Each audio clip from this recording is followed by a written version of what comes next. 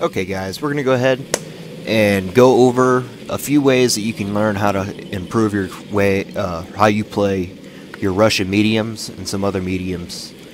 And there are times that you really need to learn when to be very aggressive and when to support your team.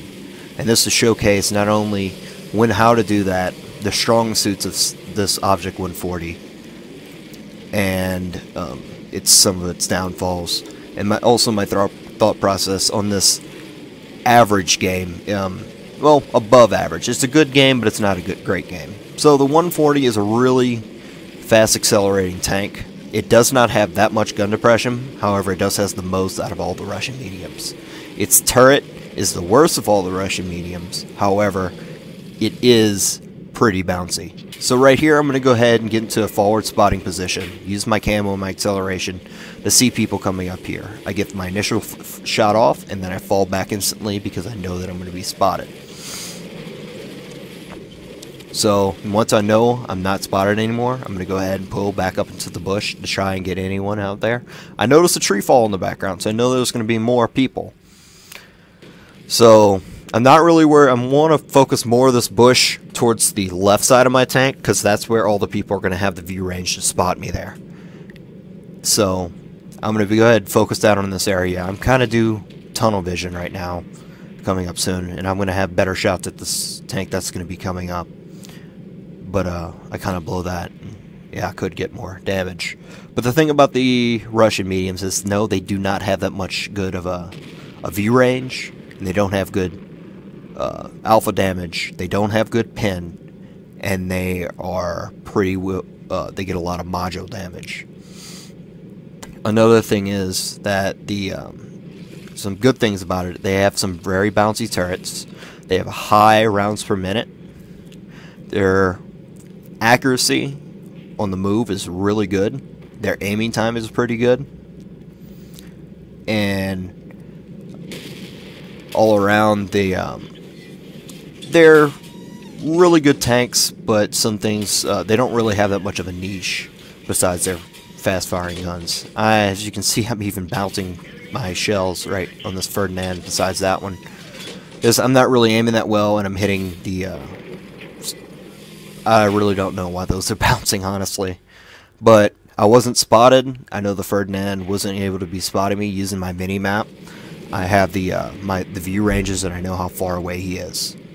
So right now I'm just trying to support the hill in this location, plus get the little shots right here. So I'm going to go ahead and try and help the hill while staying out of the 704's way. Right here I kind of tabbed out to go and change my the song of my music. Kind of a bad habit. No, actually I was typing. So I try and get this shot, but I wouldn't have really gotten a good shot on that tank. Plus the 704 got in my way. But as you can see, I'm going to be able to get I move up to kind of get some more shots on this E100. I shoot, I hit the side of the turret. That's definitely going to bounce. I'm going to shoot him again. I'm going to go into the side skirt, an angled side skirt, plus the tracks. Yeah, that's going to bounce. And then kind of the gun isn't that accurate compared to the German guns, but it is some of the more comparable to the American accuracy, sometimes a little bit better. As you can see here, yeah, that shot went wide. It's unlucky. But I load heat for long-range shots because heat does not lose penetration over range, and I'm at the 450 meter range, 490 actually. So, but I'm able to secure the kill on this tank over here, but the Panther is on the other side of the hill. So I switched over to the IS-3. I'm able to get shots on him. And I get spotted, I pull back because there is already in play. But some of the things you need to learn about this tank is knowing when to snipe and when to push. So I feel at this time my position is useless right now. There's no one else on the hill, so I need to push forward to keep my gun in play. Because the amount of alpha damage in this tank is really low, so you need to keep your gun firing. It's really good at firing the moves. I try and hit the Foch. The side would have went in, but I miss. I end up planting it into the hill. But I need to get underneath this guy's gun depression. I noticed that he fires 3 times. He is now reloading.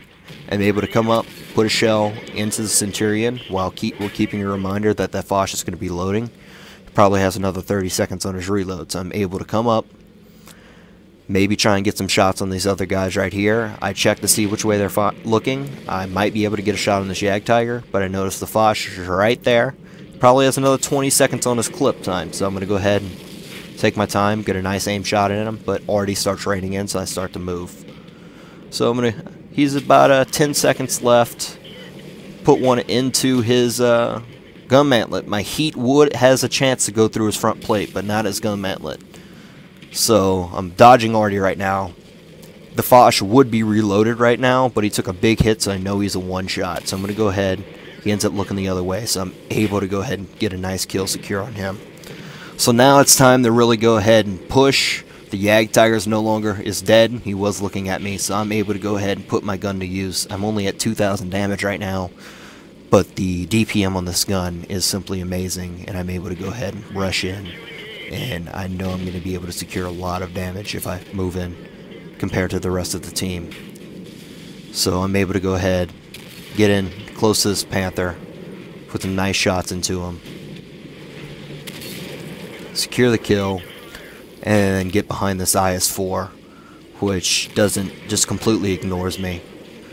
And I'm able to rack up close to 4,000 damage. So I hope this shows the correct way to kind of play the 140 and knowing when you can push and knowing when to stay back and snipe, and how really good the gun is on this tank and what's its strong suits and fallbacks. Hope this really goes into an insight. I know it's a bit different from what I normally post. It normally just has music on it, but I hope this goes ahead and helps you guys learn how to play this tank a little bit better to get consistent games, not really monster games, and kind of improve your gameplay.